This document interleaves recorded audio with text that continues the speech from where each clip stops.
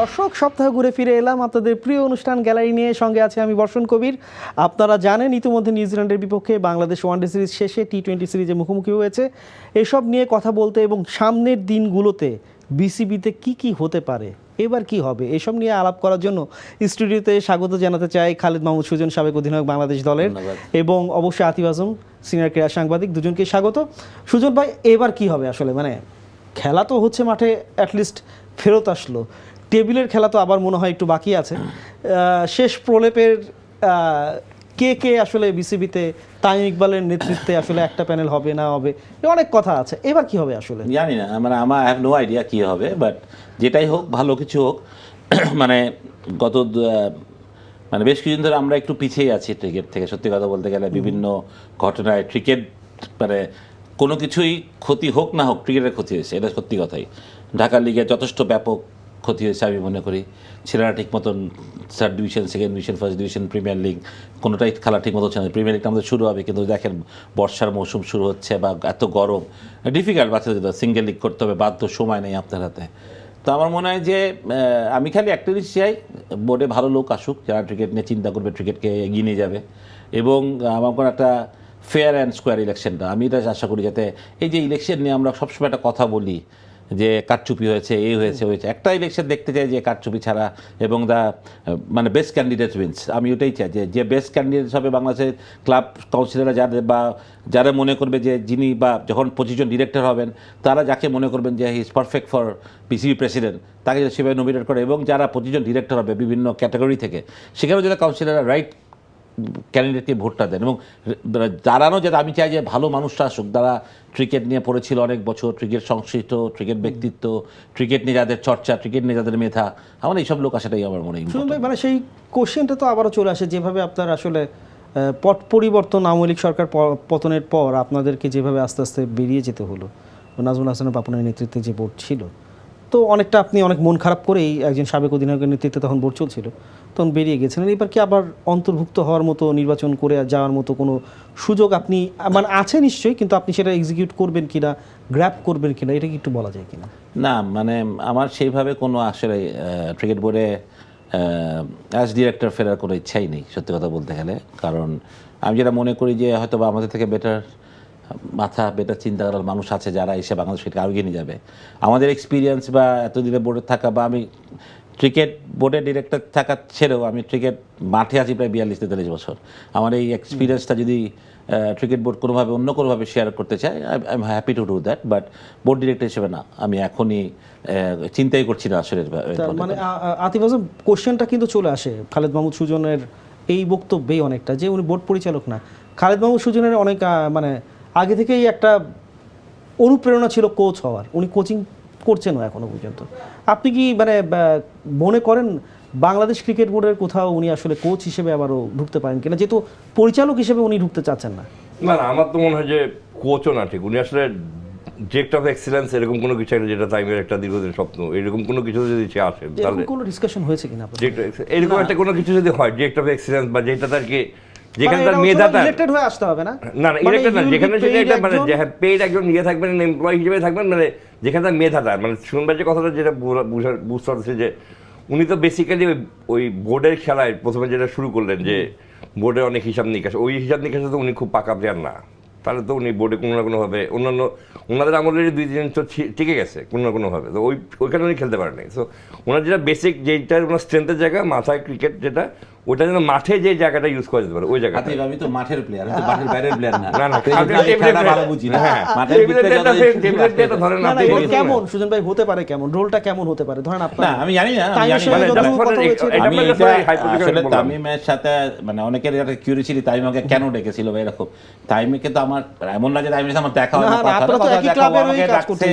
যে আপনি তো এত বছর ডেভেলপমেন্ট সামলাইছেন, কি করছেন, মানে আমরা কি করতে পারি একটু ডেভেলপ ক্রিকেট আরো বেশি, আপনার কি মনে হয়? তো উই শেয়ার আওয়ার থটস, মানে টাইমও শেয়ার করছে, আমিও শুনছি ওরটা, ও আমারটা শুনছে। পরেও আমাকে বলছে যে আপনি বোর্ডও আসেন, আমি না, তাই নট অ্যাজ বোর্ড ডিরেক্টর, মানে এভাবে আমি আসতে চাই না এখনই, আমি আমার কোচিং আছে, এটা আছে। কারণ যেটা হয় যে মানে কনফ্লিক্ট অফ ইন্টারেস্টের কথা আসে, অনেক কিছু আসে, অনেক কথা হয়, তো এগুলো না আমি আসলে এত ইয়ের মধ্যে আমি পড়তে চাই না। আমার কথা, আমার জীবনটা আসলে খুব সিম্পল রাখতে চাই আমি। আমি চাই, আমি ক্রিকেট ভালোবাসি, আমি ক্রিকেটের মানুষ, ক্রিকেটের সাথে সারা জীবন যতদিন আমি বেঁচে থাকবো ক্রিকেটের সাথে থাকতে চাই। তা আমি কমপ্লেক্সিটি চাই না আসলে, মানুষ আমাকে ভুল বুঝে এখান থেকে মানে অনেক গুলিও আমার খেতে হয় সবার আগে। তা আমি এগুলো থেকে বেরোতে চাই আসলে, আমি চাই ইয়ে করতে। আর আমার এক্সপিরিয়েন্স যদি তামিম কোনোভাবে মনে করে যে I am capable to share my thoughts, তাহলে যদি কোনো পজিশনে যদি আমাকে এরকম করে, সেটা আমার অবশ্যই, সেটা এমন কোনো পজিশন হতে হবে যেটাতে আমি লিড করতে পারি, সেটা আমি অবশ্যই। কোনো ডিসকাশন হয়েছে এই ব্যাপারে কোনো? না, এরকম কিছু হয়নি, বাট যেহেতু ডেভেলপমেন্ট বা জুনিয়র ক্রিকেট এগুলো নিয়ে হয়তো বেশি ও আমাকে চিন্তা করছে, যে এখানে যেহেতু আমি 12 বছর এখানে ডেভেলপমেন্টে আমার সময়টা কেটেছে বেশিরভাগ, তা আমার থটস প্রসেসগুলো হয়তো বা ভালো, সেখানে আমাকে হয়তো একটা ব্রিজ করার কথা চিন্তা হতে পারে, এরকম কিছু একটা ব্যাপার। আমি জানি না, এগুলো তো সত্যি কথা বলতে গেলে এখনই বলা ঠিক না, বাট আমি এই কাজটা করবো কি করবো না এটাও আমি ডিসিশন নিই নাই, বাট লেটস সি যে যদি এরকম কোনো প্রপোজাল। আপনার স্থানীয় যেসব জায়গায় কোচিং করছেন ওইগুলো তো একটু মনে হয়, জানি না, আমি এগুলো প্রপোজাল আমি গিয়েই করবো, কারণ আমি তো end of the day again it's my bread and butter, তো I have to look after my bread and butter. যেটার জন্য গতবার ওনাকে অনেক বেশি ক্রিটিসিজম সহ্য করতে হয়েছে, কারণ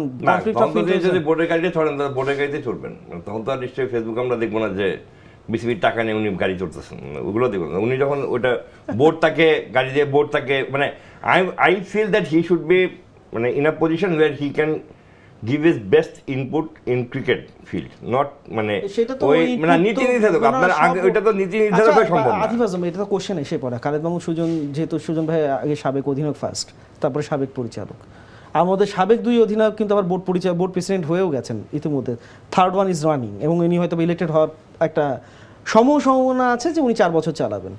আগের 2 সাবেক প্রেসিডেন্ট বা সাবেক অধিনায়কের যে পারফরমেন্স, এবার কি হবে আসলে, মানে ওই আলোকে তামিম ইকবালেরটা যদি বলি। আমি যদি 3 সপ্তাহ ধরি, মানে ফার্স্ট সেশনটা ধরি, তার এই পুরাটা প্রক্রিয়াটা প্র্যাকটিস করছেন উনি। না না, ফার্স্ট সেশন ধরি হি প্লেড ভেরি কশাসলি এবং ম্যাচুরলি। এই মানে 22 দিনের মধ্যে, আজকে 22 দিন হবে আর কি, 22 দিনের মধ্যে, হ্যাঁ কারণ তো গুনতে হবে, 22 দিনের মধ্যে তার একটা মনে হয় ফ্ল আছে, সেটা হচ্ছে গিয়ে কোনো একটা মিটিং যেখানে প্লেয়াররা ছিল, সেখানে আমিনুলের পিএসও ছিল, ওটা তো মাঠের মধ্যে পাইতে পাই। ওইটা ছাড়া তার কোনো এমন কোনো অ্যাক্টিভিটি আমি দেখিনি যেখানে আর কি উই ক্যান কোয়েশ্চেন। ধরেন শানু ভাইকে অ্যাম্বুলেন্সে করে নিয়ে যাওয়া, এয়ার অ্যাম্বুলেন্সের ব্যবস্থা, কিংবা আরো অন্যান্য ছোট ছোট জিনিস, যেগুলো ভেরি গুড। সবচেয়ে বড় কথা হলো he has got back, very much into the matter, হ্যাঁ, এবং সবচেয়ে বড় কথা হলো he is now getting back the respect of the players. শুন ভাই বললেন যে ঢাকা প্রিমিয়ার লিগটা, এই যারা প্রিমিয়ার লিগ খেলবে প্লেয়ারদের কনফিডেন্সটা পাইছে। এর আগের যে 2টা বোর্ড পরিচালক, বোর্ড প্রেসিডেন্ট ছিলেন, ডিউ রেসপেক্ট, তাদেরকে বলি যে একজন বোর্ড প্রেসিডেন্টের ব্যাপারে তো প্লেয়ারদের কোনো কনফিডেন্স ছিল না, আমি ইসলাম বলবো। আর ফারুক ভাই তার মতো করে চেষ্টা করছেন, সেটা তো হয় নাই, বাট তামিম অ্যাটলিস্ট তার যে মূল যে জায়গাটা, যে প্লেয়ারদের প্রতি তার যে দায়বদ্ধতা, এইটা সে পালন করার চেষ্টা করতেছে। সমালোচনা আছে যে এটা ভোটের অঙ্কের জন্যই উনি করছেন, আবার ইলেক্টেড হওয়ার পরে হয়তো এতটা লুসিড না। এটা পছন্দ, এটা কিন্তু একটা পারসেপশন ইন দ্য সেন্স যে আমার মনে হয় যে এটা আছে, এটার পরে কি হবে, বাট আমরা কিন্তু তার ইমিডিয়েট অ্যাকশনটাই কিন্তু ইগনোর করতে পারবো না। না, আমি খালি এটা বলতে চাই যে সবচেয়ে বড় কথা, Tamim was very much into the board, মানে সময় দেওয়া এই করা সেটা নয়। আরেকটা কথা যেটা আসছে যে ও পরে কি করবে, আমি মনে করি Tamim Iqbal is a brand in Bangladesh cricket, right? রেপুটেড একটা ক্রিকেটার ইন ইন্টারন্যাশনাল লেভেল, সবাই তামিমকে চিনে, one of the finest opening batsman Bangladesh ever produce. সব যদি আপনি চিন্তা করেন, ওর কিন্তু একটা রেপুটেশন আছে, একটা হাইপ আছে। ও কিন্তু চাবে না যে অ্যাজ এ বোর্ড প্রেসিডেন্ট হিসেবে এসে ওর এই দামটাকে নষ্ট করা, ও চাবে এটাকে দ্বিগুণ ক্যাশ করার জন্য, যে আরও ভালো তামিম প্লেয়ার হিসেবে যতটা সাকসেসফুল ছিল, প্রেসিডেন্ট হিসেবে তার থেকে সাকসেসফুল হয়েছে। তো এটা করতে গেলে ডেফিনেটলি ও এমন কিছু করবে যেটা হয়তো আমাদের প্রয়োজন ছিল অনেক আগে থেকে, যেটা আমরা করি নাই। তা আমি তামিমকে ওইভাবে দেখতে, আমি জানি না তামিম প্রেসিডেন্ট হবে কে হবে, যদি তামিম প্রেসিডেন্ট হয় ফর লং টার্ম, এটা তো খুব ভেরি শর্ট পিরিয়ড অফ টাইমের জন্য, তাহলে আমি তামিমকে ওইটাই দেখতে যে তামিম বাংলাদেশ ক্রিকেটের, তামিমের হাত ধরে বাংলাদেশ ক্রিকেটের যেগুলো আমাদের স্বপ্ন ডেভেলপমেন্ট, কারণ আমরা যদি স্ট্রাকচার ওয়াইজ বলি, ফ্যাসিলিটিস ওয়াইজ বলি, যেগুলো আমাদের প্রয়োজন, সেই প্রয়োজনে তামিম মিট আপ করে। তামিমের যে মানে অ্যাসপেক্ট আপনি বলছেন যে সামনে অনেকগুলো স্বপ্ন দেখছেন, বিসিবির যে মানে কাদা ছোড়াছুড়ি আমরা গত 2 বছর প্রায় দেখছি, মানে আসিফ মাহমুদ উপদেষ্টা যখন ছিলেন তখন থেকে এটা প্রকট আকার ধারণ করতে করতে এখন আমিনুল হকের আন্ডারে বাংলাদেশের স্পোর্টস ক্রিকেট বোর্ডও সেখানে। আপনার কি মনে হয় কাদা ছোড়াছুরিটা এটা আপাতত মানে ক্ষান্ত দিবে এই ইলেকশনের মধ্য দিয়ে? আপনার কি মনে হয় তাই? হ্যাঁ, তবে ইলেকশনটা একটু ফিয়ার্স হবে। ফিয়ার্স তো হওয়ারই কথা, কারণ অনেকেই তো এখানে কিক বক ফর এনিওয়ান, মানে এখানে অনেক হিসাব নিকাশ এবং অনেকের সাথে অনেকে বসতে হবে, অনেকের বিকজ কিন্তু এখানে পলিটিক্যাল ইনফ্লুয়েন্সটাও তো অনেক বেশি থাকবে। পলিটিক্যাল বর্ষণ এটা একটা খুবই মানে হাস্যকর কথা সবসময় তাই বললেন, মানে হয়েছে। সাবকন্টিনেন্টে এমন কোনো বোর্ড নেই যেখানে পলিটিক্যাল ইনফ্লুয়েন্স নাই। মানে আপনি এটা ইন্ডিয়ান বোর্ড থেকে বিসিআই থেকে শুরু করে সব বোর্ডে কিন্তু এটা কেউ বলতে অটোনমাস আমরা বলি, কিন্তু মানে বাট উইথ ডিউ মানে উইথ না, পলিটিক্যাল। এবার আমরা ওয়ার্ল্ড কাপে যখন খেলতে যাইনি তখন থেকে বুঝেছি হ্যাঁ পলিটিক্যাল সেটা না, কিন্তু ইলেকশনটা যে অনেকে মনে করছেন যে ইলেকশন দিলেই হবে, ইলেকশন না, বিকজ এখানে একটা নতুন প্যানেল হতে পারে। তামিমের একটা প্যানেল হবে আশা করি, কারণ যেহেতু সে বলছে যে আমি ইলেকশন করবো। আরেকটা প্যানেল দাঁড়াবে কি দাঁড়াবে না এটা নিয়েও পিছনে পিছনে আমি আলোচনা চাই দাঁড়া কাতিফ, আমি চাই একটা প্রপার ইলেকশন, হ্যাঁ, ইলেকশন হোক। আর পলিটিক্যাল ইনফ্লুয়েন্সের ব্যাপারটা আমি চাই যে দূরে থাকুক। আমি চাই যে ইলেকশন হোক, কি কোন দিক দিয়ে কি পলিটিক্যাল হবে আমি বলতে পারবো না, বাট আমার কথা ইলেকশনটা হোক, 2-3টা গ্রুপ হোক বা প্যানেল দাঁড়াক, তারপর আমার কথা বেস্ট পিপল ইলেকশন হোক। আমার কথা ইলেকশন হোক, মানে এরকম না যে একজন হেঁটে চলে গেল মানে সিলেকশন না, আর ইলেকশন হোক। আমরা এটা প্রয়োজন আছে বাংলাদেশ ক্রিকেটের জন্য, যেটা আমি বলি হাই টাইম। এটার জন্য কি একটু আতিফ আজম, এটা আপনার কাছে কোশ্চেনটা, Khaled Mahmud Sujon would be bit embarrassed regarding this question. Doctor Ismail Haider মল্লিকের বাংলাদেশে ইন্টারেস্ট নিয়ে অনেক কথা শোনা যাচ্ছে এই ইলেকশনকে কেন্দ্র করে, মানে 2-4 মিলিয়ে কি মনে হয় যে উনি এত বড় একটা ঝুঁকি নিয়ে এর মধ্যে ঢুকবেন বা ঢোকার কোনো কারণ আছে কিনা, যদিও এটার কোনো বেস নাই আমি এখনো বলি, কিন্তু এত জায়গা থেকে এই কথাগুলো চাউর করা হচ্ছে, নির্দিষ্ট কোনো একটা এজেন্ডা বাস্তবায়ন করার জন্য হলেও হতে পারে। ডক্টর ইসমাইল হায়দার মল্লিক তো বাংলাদেশ ক্রিকেট থেকে আপনি তাকে মুছে ফেলতে পারবেন না। বাংলাদেশ মানে ক্রিকেট উনি কি একেবারে কিংবদন্তি? না, ক্রিকেট থেকে বাংলাদেশে মুছে ফেলা যাবে না, কিংবদন্তি কথা আমি বলছিলাম, কিন্তু উনি মানে বাংলাদেশ ক্রিকেট থেকে তার নামটা একদম পুরোপুরি মুছানো যাবে না। ওনার এখনকার আশাটা যেটা বলা হচ্ছে, আমি হয়তো মানে আই এম নট শিওর মানে আমি অনেকগুলো জায়গা থেকে চেষ্টা করা হয়েছে, মানে অনেকগুলো সোর্স থেকে, কেউ অ্যাজ এ সাংবাদিক আমি কখনো বলতে পারি না উনি বাংলাদেশে এসেছেন। আবার একটা সাংবাদিক আমি বলতে পারি না যে উনি আসেন নাই, বিকজ এটা একটা রিউমার চলতেছে। উনি এই মুহূর্তে আসবেন কেন? যদি এই মুহূর্তে উনি আসেন তাহলে উনি আসবেন কেন? ডক্টর মল্লিকের ঠিক এই মুহূর্তে বাংলাদেশে আসার প্রয়োজনীয়তা কি আমরাও জানা দরকার কি। হ্যাঁ, কোনো প্রয়োজনীয়তা নাই, আনলেস যে ইলেকশন মানে ইঞ্জিনিয়ারিং ব্যাপার যদি থাকে। হ্যাঁ, ডক্টর মল্লিকের আশা আমার মনে হয় যে এটা স্পেকুলেশনটা বেশি, বিকজ তিনি যদি আসতেন কোনো না কোনোভাবে এটার একটা মানে ভ্যালিডেশন পাওয়া যেত। আর নাহলে এমন হতে পারে যে তিনি এসে চলেই গেছেন, মানে হু নোজ। এখন সবচেয়ে বড় কথা, ডক্টর মল্লিক বা যে কোনো কিছু ইলেকশন একটা ইলেকশনে তো ইকুয়েশন দাঁড়াবে। তামিম ইকবাল নিশ্চয়ই তার কিছু লোককে চিন্তা করবে যে তাদেরকে নিয়ে খেলবে, মানে তামিম ইকবালের বিরোধী পক্ষ তো একটা আছে অবশ্যই, এবং তারা কিন্তু মানে সরব আস্তে আস্তে হচ্ছে বিভিন্ন সময়। ধরেন আপনি 4-5 দিন আগে, 10 দিন আগেই মনে হয়, 4-5 দিন 7 দিন আগে ওই আপনার সালাম সাহেব একটা ওপেন করলেন, মনে আছে? হ্যাঁ, ক্লাব অর্গানাইজেশন ওপেন করলেন। এগুলো তো ইন্ডিকেশন, জাস্ট স্লাইড ইন্ডিকেশন যে আচ্ছা ঠিক আছে, একটা পক্ষ একটা জানানো হচ্ছে। সো ইলেকশন শুনবে যেটা বলছে, এটা হলে খুব ভালো যে একটা ইলেকশন হোক, মানে লেটস সি যে আসলে বাংলাদেশের ক্রিকেটে কাকে মানে লেটস সি যে ভোটাররা কাকে ভোট দিয়েছে। এক্স্যাক্টলি এটাও যদি হয়, যখন মাঠের খেলার মধ্যে আমরা ফিরতে চাই, টেবিলের খেলার তো কথা বলা হলো সুজন ভাই, মানে মাঠের ক্রিকেটে যে অবস্থাটা দেখছেন, মানে 2027 সালের বিশ্বকাপকে কেন্দ্র করে বাংলাদেশ যেভাবে ক্যাপ্টেন বেছে নেওয়া হলো দীর্ঘমেয়াদের জন্য, মানে বাংলাদেশ এটাকে একটু বেশি সাহসী সিদ্ধান্ত নিয়ে ফেলেছে কিনা? কারণ ক্যাপ্টেনের পারফরমেন্সে তো কিছুটা আন্ডার পার মনে হচ্ছে। আমি প্রশ্ন অ্যাড করি আপনাকে, মনে হচ্ছে 2027 বিশ্বকাপের মানে সেঞ্চুরিয়ান আর কি, আপনি বাংলাদেশ টিমের ক্যাপ্টেনের অবস্থা মানে বেস্ট ইলেভেনের জায়গাটা দেখেন না, এটা ঠিক না। Miraz is very useful player, না মানে আমি জাস্ট মানে এটা তো সময় বলে দিবে, মানে যেহেতু ওর উপরে বিশ্বাসে ওকে দেওয়া হয়েছে। বাট আমি মনে করি যে হ্যাঁ, একটু আন্ডার পারফর্ম হতো মিরাজ, যেটা he is a terrific bowler, no doubt, one of the best of spinner বাংলাদেশের। ব্যাটিংটা নিয়ে আমরা একটু, মিরাজ সবসময় এমন, মিরাজ অনেক ইনিংস আছে যেটা বাংলাদেশ জিতেছে, কিন্তু এটা চলবে না। কিন্তু হয়তো বা খারাপ সময় যায়, ব্যাট ফর্ম থাকে, বাট আই উইল বি চেষ্টা করবে ডেফিনেটলি আসতে। বাট এখনও 27 বিশ্বকাপ কিন্তু একটু দেরি আছে ধরতে গেলে, মাত্র আমরা এপ্রিল আছে, প্রায় বছর খানেকের মতন না, এরকম সময় তো এপ্রিলের মার্চে তো হবে। তো এই 12 মাসের মধ্যে তো ডেফিনেটলি হবে, যদি ক্যাপ্টেন ওরকম আন্ডার পারফর্ম থাকে, তো এখন তার সেই সুযোগ দেয় কেউ আন্ডার পারফর্ম করে বাংলাদেশ টিমে খেলবে, তাহলে নিশ্চয়ই নির্বাচক মণ্ডলী বা ক্রিকেট বোর্ড সেটা চিন্তা করবে যে তাকে ক্যাপ্টেনের ব্যাপারে চিন্তা করবে। বাট আপাতত মিরাজকে আমাদের ব্যাক করা উচিত। আই বিলিভ যে হি is a very good cricketer, very potential cricketer, but আমার মনে হয় যে পারফরমেন্সটাও খুব জরুরি ক্যাপ্টেনের, সত্যি কথা বলতে মানে গেলে। পেস বোলিংটা নিয়ে আপনার ভাবনাটা কি? নাহিদ রানা আশায় কতটুকু ভালো মনে না, হচ্ছে? Very happy with our pace bowling, one of the, মানে আমি মনে করি যে আপনি সাবকন্টিনেন্টেও দেখেন যে ইন্ডিয়া পর যদি বলেন যে আপনি ইন্ডিয়া বাংলাদেশে বোলিং, এটা কিন্তু এখন মোস্তাফিজ, মানে আমাদের বৈচিত্র্য আছে এখন বোলিংয়ে, সত্যি কথা বলতে গেলে। তাসকিন, শরীফুল, মোস্তাফিজ, নাহিদ রানা, আপনি যার কথা বললেন, তাজমিন সাকিব, মানে এই 5 জন তো আমার মনে হয় যে ওয়ানডেতে রেডলি বোলার্স। তারপরে এরপরে এবাদত খালেদ, আমাদের যারা টেস্টে বল করে, মানে এরা সবাই ক্যাপেবল এখন, কিন্তু সত্যি কথা। হাসান মাহমুদ, আমার মনে হয় যে we have some quality bowling side attack এখন। এখন সেটা সত্যি যদি কথা। হয় তাহলে আপনার লেগ স্পিনারকে এই যে রিশাদকে বয়ে বেড়ানোর কাজটা কেন করা হচ্ছে? আমরা যদি এত মানে না dramatic- ঋষাদকে বয়ে পারো নাকি, ঋষাদকে আমরা কি ইউজ করতেছি, মানে টু বি অনেস্ট আমরা ইউজ করতেছি, বিকজ হ্যাঁ। আপনার হচ্ছে গিয়ে ঋষাদ আপনার ট্রাম্প কার্ড। বিবিএল এ গেল, ওখানে গিয়ে কিন্তু খুব ভালো বোলিং করলো, 15 উইকেট পেলো। খুব ভালো হ্যাঁ। তারপরে আসলো সে বাংলাদেশে, পাকিস্তানের সাথে কোনো ম্যাচে 10 ওভার পেল না। তারপরে এখানে 2টা ম্যাচ খেললো, বোলিং পাইতেছে না। আপনার যদি ঋষাদের যদি আমরা বোলিং দিয়ে দেখি, মানে যদি তার স্ট্যাট দেখি বা বোলিং গ্রাফ দেখি, যদি তার মনে করা হয় যে সে উইকেটে বল করতেছে না, কিছু করতেছে না, মানে what is the role of a captain? The role of a captain is No, what is ঋষাদের the মধ্যে role of the spin coach as well? না না হ্যাঁ, আচ্ছা spin coach, what is role of the captain? Role of the captain হচ্ছে ঋষাদের মধ্যে প্লেয়ারকে Time আরো use বেশি করা, useful। ইউজ করে ইয়ে করা। না, if you look at our last T20, Exactly. যে আমরা যদি ম্যাচটাকে কিন্তু পুল করছে ঋষাদি, হ্যাঁ। 2 উইকেট নিল, ম্যাচটা নয়তো 220 হলেও হতে পারতো, হ্যাঁ। সেই ম্যাচটা কিন্তু হয়নি শুধুমাত্র ঋষাদের বোলিং এর কারণেই।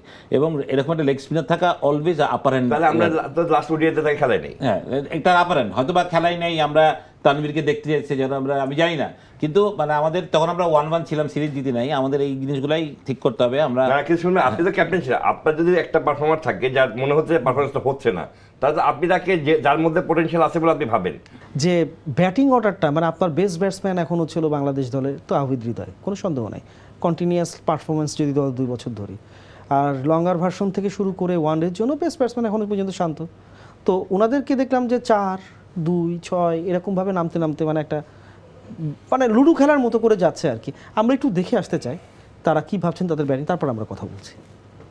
আমি খেলেছি 25 সালে, যদি খেয়াল করে দেখেন আমি কেমন করেছি এটা আমি বলতে চাচ্ছি না, এটা হয়তো বা দেখলেই বুঝবেন। বাট খেলার তো ইচ্ছা থাকেই, আসলে সবসময় ইচ্ছা তো পূরণ হয় না, কারণ টিমটা তো আমার নিজের না, টিম গেম। এখন সামহাও আমি খেলতে পারছি না টিম কম্বিনেশনের কারণে, হয়তো বা তারা টিম অফিসিয়াল বা যারা ম্যানেজমেন্ট আছে তারা হয়তো বেটার অপশন মনে করেছে, আমি জানি না। বাট মানে অ্যাজ এ প্রফেশনাল প্লেয়ার হিসেবে আমাকে যদি বলে তুমি 7, 8, 9 ব্যাটিং করো, আমার মনে হয় যে এটা ক্যাপ্টেন এবং কোচ সিলেক্টর যারা আছেন তাদের ডিসিশন। এই জায়গাটাতে পূর্ণ রেসপেক্টে রাখা উচিত অ্যাজ এ ব্যাটসম্যান হিসেবে বা অ্যাজ এ প্লেয়ার হিসেবে। বাট হ্যাঁ, অবশ্যই একটা সেটেলমেন্টের দরকার আছে, সামনে আমাদের ওয়ার্ল্ড কাপ আছে, সো তারা হয়তো একটা প্রপার সেটেল করার চিন্তা করবেন আশা করব। বাট আমার মনে হয় যে এই জায়গাটাতে অ্যাজ এ প্লেয়ার হিসেবে আমাদের প্রত্যেকটা পজিশনের জন্য রেডি থাকা উচিত, বা প্রত্যেকটা ইন্ডিভিজুয়াল ব্যাটসম্যানের একটা পছন্দের জায়গা থাকে। সো ওই জায়গাগুলো যদি সেটেল করা হয় তাহলে আমার মনে হয় যে প্রত্যেকটা ব্যাটসম্যান একটু ভালোভাবে কনসিস্টেন্টলি পারফর্ম করার জন্য সহজ হবে। সুজন ভাই, মানে এটা একটা অ্যাড করে আগে ছিল হৃদয়, মানে এই T20 আগে he was the first man to go to the field and was practising alone. সে যে বললো না দলটা আমার একার না, T20 দলটার সময় কিন্তু তার নিজের দল মনে হতো তার কাছে। অন্য যখন প্র্যাকটিসে যেত তখনকার প্র্যাকটিস এবং ওই প্র্যাকটিসের মধ্যে ধরন ইয়েতেই আলাদা ছিল। ডেডিকেশনের জায়গাটা যদি বলা হয় আর না, কি। আমি মনে করি এই অ্যাটিটিউড থাকাটা ভালো। শান্তলা যে কথাটা বললো যে we have to be a team man, team যা চাবে সেটা আমার করতেই হবে অ্যাজ এ প্রফেশনাল। হৃদয় সেই কথাটা বললো যদি আমার 9 ব্যাটিং করবো, বাট হ্যাঁ মানে ওদের একটা নিজস্ব পছন্দ জায়গা আছে যেখানে দে আর কমফোর্টেবল টু ব্যাট। যেমন একটা হয় না যে এটা সাইকোলজিক্যাল ব্যাপার, বেসিক্যালি এটা অন্য কিছু না, কিন্তু যে 6 ব্যাটিং করা যে নাথিং রং আমি সেটা বলছি না, বাট সাইকোলজি ব্যাপারটা হচ্ছে যে আমি অলওয়েজ এ 3 প্লেয়ার, আমার কনফিডেন্ট তখন খুব বেশি। যখন আমাকে 4-এ দেয় না, আমার মাথায় ওই জিনিসটা কাজ করে, আমি কেন 3 থেকে সরাই দিল, কেন আমাকে স্যাক্রিফাইস করতে হবে। এবার যেটা হয় যে আমরা অনেক সময় যেটা করতেছি যে আমরা টিমকে কম্বিনেশন ঠিক রাখতে বা কাউকে সেট করতে গিয়ে হয়তো বা আমাদের বেস্ট ব্যাটসম্যানটাকে আমরা তার রাইট পজিশনে খেলাচ্ছি না, এটা হচ্ছে। কিন্তু কন্টিনিউয়াসলি হটাও তো এক ধরনের না, এটা ঠিক না। আমাদের চিন্তা করতে হবে যদি আমাকে শান্ত 3, হৃদয় 4, ওয়ানডেতে যদি 2জন ব্যাটিং করে তারপর রেখে আমাদের প্লেয়ার নিতে হবে তাহলে। মানে আপনি এটা হবে না, এটা কোনোদিন কোনো টিমে হয় নাই যে রিকি পন্টিংকে অন্য প্লেয়ার খেতে রিকি পন্টিংকে 4-এ ব্যাটিং করানো হয়েছে বা সচিন পিছিয়ে ব্যাটিং করছে। তো এই ওদের কিছু স্পেশালি জায়গা থাকে, সেই জায়গাটার প্রতি কনসেন্ট্রেট করাটা এটা কোচদেরও উচিত যে যেখানে ব্যাটিং করতে comfortable. But I love this attitude Shanto এবং হৃদয়ের, যে আমি চাই যে ওরা টিমের জন্য, কারণ একটা যেটা সত্যি কথা সামনে ওয়ার্ল্ড কাপ, একটা অনেক কিছু দেখার আছে, কী টিম করতে চায়, কম্বিনেশনটা কী হবে সেটাও কোচিং স্টাফরা হয়তো বা চায় বা সিলেক্টররা চায়। বাট আমি ওটাই বললাম যে প্লেয়ারদের নিজেদের সাথে ছকের জায়গা থাকে, যেমন লিটনকে স্যাক্রিফাইস করে ওপেন থেকে 7-এ ব্যাটিং করতে হয়েছে, 5-এ ব্যাটিং করছে, লিটনও অনেক ব্যাটিংয়ে ঘুরছে, এটাও হয়েছে। তো আমার মনে হয় যে ব্যাটিংয়ের নিজস্ব একটা মানে ইয়ে হয় না যে আমার position is number Right. 3, I love to bat number 3, এটা ইন্টারন্যাশনাল ক্রিকেটে এটা বেশি হয় আসলে, যার একটা পার্টিকুলার জায়গা। তারপরেও টিম যখন প্রয়োজন পড়বে কম্পিটিশনের খাতিরে যে কোনো ক্ষেত্রে যখন পিছিয়ে যেতে হয় তখন আসলে প্লেয়ারদের কিছু বলার থাকে না। কোচ ক্যাপ্টেন যখন বলে যে আজকে Shanto you have to bat number 4, that's fair enough. এবং ইটস গুড যে শান্ত 4 নম্বর নেমে 100 মারছে, দ্যাটস গুড এনাফ। না, 4 নম্বরে উনি ভালো করছেন, কিন্তু ওনার তো কমফোর্টের জায়গাতে কমফোর্ট জোনটা ইজ নাম্বার 3। নাম্বার 3। এখন আদিব আজম, আমরা শেষের দিকে প্রায়, এইবার আসলে জাতীয় দলের যে আমাদের সামনে আপকামিং স্কেজুল আমরা অনেক কিছু দেখছি, আসলে এবার যেভাবে এগোচ্ছে পাকিস্তানের বিপক্ষে বাংলাদেশ, বলতে বলতে এই সিরিজটা শেষ হওয়ার সঙ্গে সঙ্গে আসলে টেস্টে ঢুকতে হবে। এই ট্রান্সফরমেশনের জন্য কি বাংলাদেশের ক্রিকেট প্রস্তুত কিনা? কারণ এর মধ্যে আবার ঢাকা প্রিমিয়ার লিগের আসলে শুরু হয়ে যাচ্ছে। এখন মানে প্লেয়ার্স আর টু প্রফেশনাল, মানে ওরা মানে রাতারাতি ট্রান্সফর্ম করতে পারে। মানে এখন আগেকার দিনে যেমন ছিল না যে লাল বলে 3 দিন প্র্যাকটিস করি, সাদা বলে আর 4 দিন প্র্যাকটিস করি, এখনকার ওরা সকাল বিকালে একটু প্র্যাকটিস করে। ওরা এটা তো বেসিক্যালি শুনবে আরো ভালো বলতে পারবেন কোচ, বেসিক্যালি এটা মাইন্ডসেট। আমি সাদা পোশাক পরতেছি, আমি লাল মানে রঙিন পোশাক পরে, এটা বেসিক্যালি মাইন্ডসেট। এই ট্রান্সফরমেশনের জন্য তাদের প্রবলেম হবে না। প্রবলেম যেটা মানে আমি যেটা বিশ্বাস করি হচ্ছে কি যে এই যে going forward to the world cup, যেটা আমি কথা বলতেছিলাম, এই প্লেয়ারদেরকে যদি এই প্লেয়ারগুলোর মধ্যে ওই ছোটো ছোটো করে মানে দুঃখবোধ জাগতে থাকে যে আমি আমার জায়গায় খেলতেছি না, এটা কিন্তু একটা David time when it will burst out. হতে পারে এটা আশঙ্কা থেকে হ্যাঁ, David time. So or else তাদেরকে বলে দিয়েছে this is your place and you will play here. We think about you in this place at number 6 যদি in the World বলাই Cup. হয়, হ্যাঁ সেটা শুধু ভাই, মানে পাকিস্তান সিরিজ একটু আর্লি, তারপর একটু আলাপ করার লোভটা সংবরণ করতে পারছি না একদম শেষের দিকে এসে। অমিতের এই যে ওপেনার অমিতকে যেভাবে মানে অনেকদিন পর 2-3 বছরের এক্সপেকটেশন থাকার পর আবার দলে নেওয়া হলো, আসলে ব্যাকআপ হিসেবেই তো তাকে নেওয়া হয়েছে, হয়তো বা খেলার সুযোগও খুব কমই থাকবে। এই ধরনের ব্যাটারগুলো আসলে যারা খেলেন আর কি, সিলেটে অনেকদিন ধরে খেলেছেন উনি, তার প্রসপেক্টটা সম্পর্কে আপনি কি দেখেছেন? আপনি তো অনেকদিন ধরে। ফার্স্টে আমি ওই কোশ্চেনটা একটু ছোট করে বলি যে টেস্ট প্লেয়াররা কিন্তু অলরেডি দে আর প্র্যাকটিসিং, হ্যাঁ, তারা কিন্তু তার ওন ক্যাম্প চলতেছে, যেটাতে আমাদের Sohel is working with them. আর সেকেন্ড প্রশ্নটা ছিল হচ্ছে অমিতের ব্যাপারটা। অমিত কিন্তু সিজন ক্যাম্পেন মানে লোকালি ডোমেস্টিকে ওয়াস্ট রান করা একটা ছেলে, যে ফার্স্ট ক্লাস ক্রিকেট বলতে অমিতের নাম আসবেই। মানে প্রথম 4-5 জন ব্যাটসম্যান বলতে আপনি যদি last 5 years down the road দেখেন যে Amit was always scoring runs, বড় 100 মারে। তাই আমি মনে করি হি ডিজার্ভ হিজ প্লেস, এবং এটা তো খুব সিলেক্টেড স্পষ্ট বলেছে ওকে সেকেন্ড উইকেট কিপার হিসেবে নেওয়া হচ্ছে, সেকেন্ড উইকেট কিপার ব্যাটসম্যান হিসেবে নেওয়া হচ্ছে, যে কারোর পরিবার লাগলেও খেলবে। বাট আমার জন্য এটা বেশি ইম্পর্টেন্ট, অমিতের ন্যাশনাল টিমে এটা ইনক্লুশনটা খুব ইম্পর্টেন্ট, ড্রেসিং রুম শেয়ার বা ওই কালচারটাকে আন্ডারস্ট্যান্ড, কোচিংটা, ওই প্রফেশনালিজম দেখাটা। তা আমি মনে করি যে আমি আশা করি যে অমিত যেখানে সুযোগ পাবে, হয়তো বা এই সিরিজে না পেতে পারে, কোনো একটা সিরিজ হয়তো পাবে, তাও যাতে হি প্লেজ ইজ বেস্ট, যেরকম ও খেলে আমাদের ডোমেস্টিক ক্রিকেটে ফার্স্ট। কারণ মানে যদি আপনি এটাকে না নেন তাহলে কিন্তু ছেলেরা কোনোদিন এনকারেজড হবে না যে আমি পারফর্ম করে আমি চান্স পাই না। তো অমিত 3-4 বছর পারফর্ম করার পর চান্স পাইছে। আর ওয়েটিং টাইমটাও দেখেন খারাপ না, এটা কিন্তু অনেক সময় লাক ফেয়ার করে। অনেক সময় কোনো ছেলে একটা বছরে 500 রান করলেই তাকে টেস্ট ম্যাচে ডাকে নেয়, কিন্তু অমিত কিন্তু have to wait last 3-4 years to get a national call. তো এটার জন্য আমি মনে করি ইজ ম্যাচিওর এনাফ এখন, সত্যি কথা বলতে ভেরি গুড হেড, খুব ভালো মাথা, দারুণ ব্যাটিং করে ছেলেটা সত্যি। একটা জিনিস জিজ্ঞেস করে অ্যাড করি, সেটা থেকে অমিতের জন্য অনেক ওয়েট করলেন, অনেক কিছু করেছে ন্যাশনালে। আবার এমনও প্লেয়ার আছে যে কিন্তু অনেক কিছু না করে কিন্তু ন্যাশনালি মারতেছে, মানে টেস্ট টিমে। তাসকিন মানে অন দ্য হ্যান্ড, যে আপনি খালেদ যাকে সিজন আপনি খেলাইতেছেন অলওয়েজ, তাকে একটু তাসকিনকে নিয়ে আসলে বাংলাদেশ ক্রিকেটের ভাবনাটা কি লঙ্গার ফরম্যাটে? মানে আমি জানি না, 30 সেকেন্ড আমি জানি না, একদম সত্যি কথা বলতে জানি না if Taskin interest to play. But আমি যতদূর জানি তাসকিন সাদা বলটাই প্রেফার করে বেশি, বাস বয়সে হচ্ছে যতটা খেলতে পারে এই গরমের কন্ডিশনে। ঢাকায় এখন গরম হবে, যদি টেস্ট ম্যাচ হবে, তাসকিন মানে ইনজুর্ড না হয়ে যায়, সবচেয়ে বড় কথা হচ্ছে এটা। আমরা আসলে সময় মানে এই ডিসকাশনটা অনেক দূর যেতে পারতো, বাট আনফরচুনেটলি এবার আসলে থামতে হচ্ছে। এবার কি হবে না, থামতে হচ্ছে। আপনাদেরকে আবারও আশা করি সামনে আমরা পাবো। অনেক ধন্যবাদ স্টুডিওতে আসার জন্য। প্রিয় দর্শক, আজকের গ্যালারি এই পর্যন্তই। আগামী সপ্তাহে যখন আসবো তখন পাকিস্তান সিরিজ নিয়ে বাংলাদেশ দল কেমন করে সেগুলো নিয়ে আলোচনা হবে। ততক্ষণ পর্যন্ত সুস্থ থাকুন। ধন্যবাদ সবাইকে।